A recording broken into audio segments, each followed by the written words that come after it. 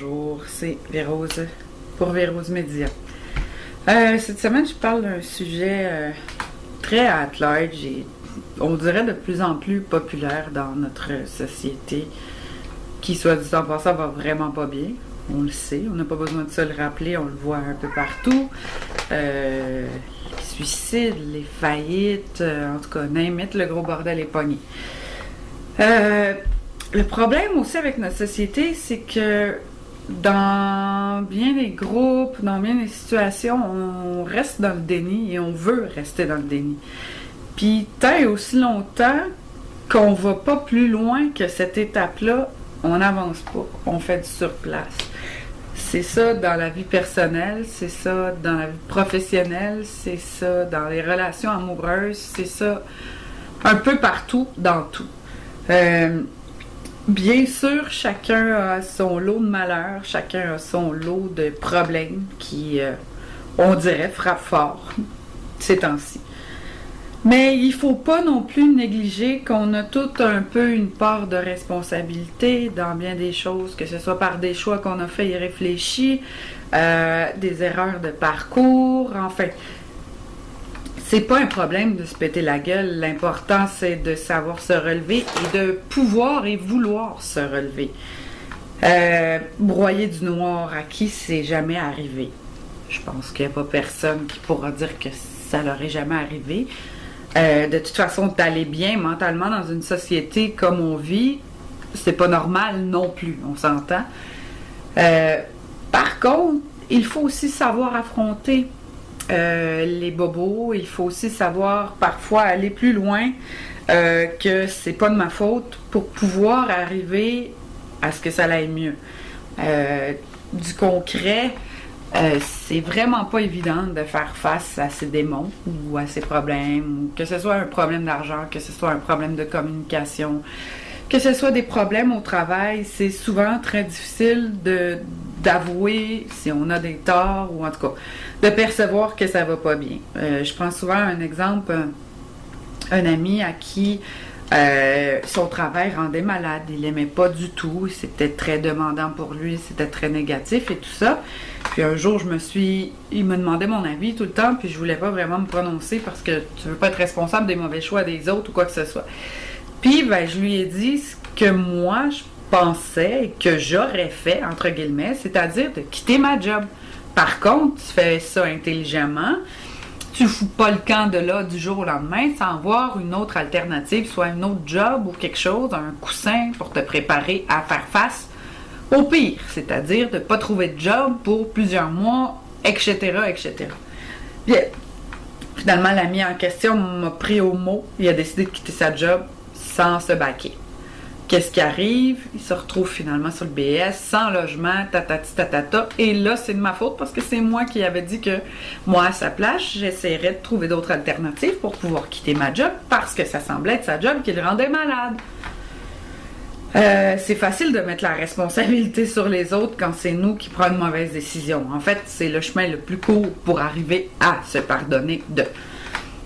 Est-ce que c'est nécessairement un apprentissage quand on fait justement de passer à l'autre nos mauvaises décisions? Non, pas pantoute. C'est souvent très difficile, même très long, d'admettre qu'on a eu tort, qu'on s'est trompé, etc., etc. Par contre, si on n'y arrive pas, on n'avance pas, on est toujours porté à revivre sans cesse la même chose. De contourner un obstacle, c'est faisable. Mais souvent, l'obstacle, on va le retrouver plus loin sur notre route. Et si on le contourne encore, il va être encore là plus tard et plus tard et plus tard. C'est une route sans fin. Il faut parfois oser aller au fond de soi-même, oser aller dans des avenues qu'on ne connaissait pas et qu'on ne voulait pas explorer non plus parce qu'elles nous dérangent et nous font mal, mais pour arriver à régler des bobos qui nous empoisonnent l'existence ou qui nous facilitent pas la vie de couple ou la vie en général ou les relations interpersonnelles, quoi que ce soit.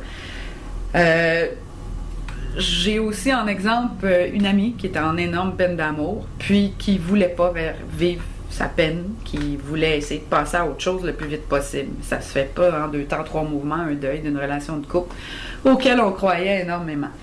Elle a décidé de s'en aller en voyage, mais rendue en voyage, bien, sa peine l'a suivie et elle pleurait à tous les jours devant toutes les merveilles du monde, dans le fond, qu'elle aurait aimé et profiter et voir pleinement. Ben, finalement, tout lui rappelait sa peine d'amour et le voyage a été long et pénible. On peut pas fuir éternellement certaines choses, certaines situations et certains problèmes qui nous empoisonnent l'existence. Ça fonctionne un certain laps de temps, oui, bien sûr, mais à un moment donné, ça nous pète en pleine face. Pour ma part, j'ai pas voulu vivre le deuil de mon père pendant des années. Bien sûr, j'avais 12 ans quand il est mort. J'ai commencé à me geler, j'ai commencé à faire les problèmes et à essayer de vouloir voir et m'inventer un monde imaginaire à moi, où j'aurais pas à subir et à réfléchir sur tout ça. Je l'ai fui longtemps, mais à un moment donné, ça finit par me péter en pleine face.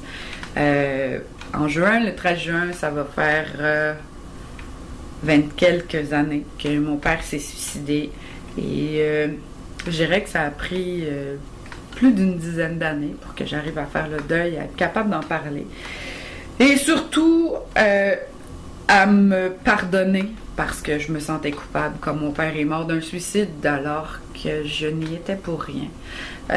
Quand les gens ont le mal de vivre, quand les gens ne voient plus clair, bien sûr qu'il faut leur tendre la main, il faut essayer de les guider, de les amener vers des ressources qui pourront souvent mieux les aider que nous-mêmes parce qu'on est trop pris émotionnellement là-dedans. Donc, ça peut nous amener à couler avec eux ou ça peut nous amener très loin dans des désastres profonds aussi, bien sûr.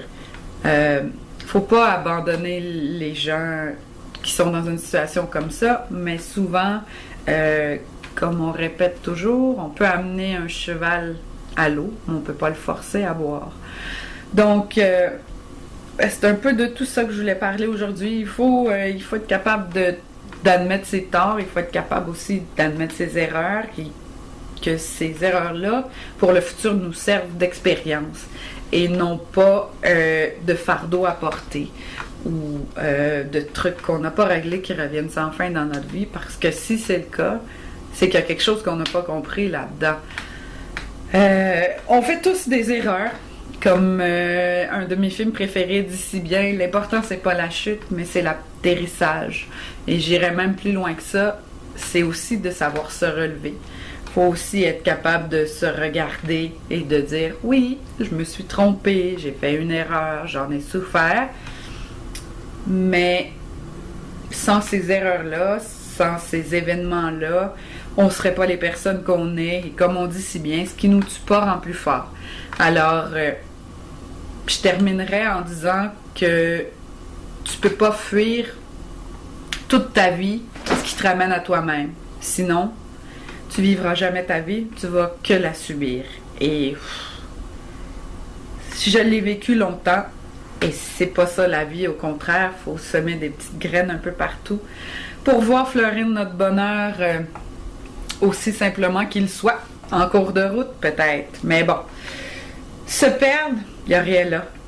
Pour mieux se retrouver, je pense que c'est sans doute une des meilleures expériences que la vie m'a données. Sur ce, je vous souhaite une excellente semaine!